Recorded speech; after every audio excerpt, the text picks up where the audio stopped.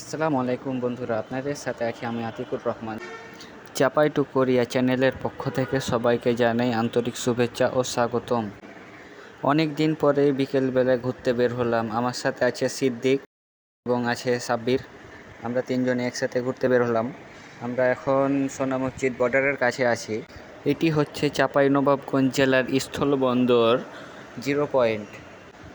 এখান দিয়ে দুই দেশের পণ্য আদান প্রদান করা ছাড়াও অনেক মানুষ যাতায়াত করে থাকে।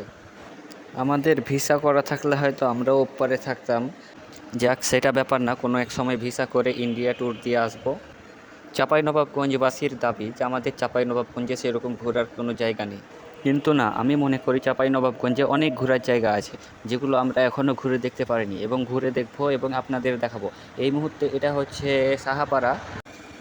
বন্যার কারণে আমরা ওপারে যেতে পারছি না। ওপারে গেলে হয়তো বা একটি ছোট সাঁকো আছে, ওই সাঁকোর ওপার থেকে ইন্ডিয়ার লোহার ব্রিজ দেখা যায়, সেটা আমরা আর দেখাতে পারলাম না। তো আজকের মতো এখান থেকেই বিদায় নিচ্ছি। দেখা হবে অন্য কোনো ভিডিও নিয়ে। সবাই ভালো থাকবেন। আল্লাহ হাফেজ।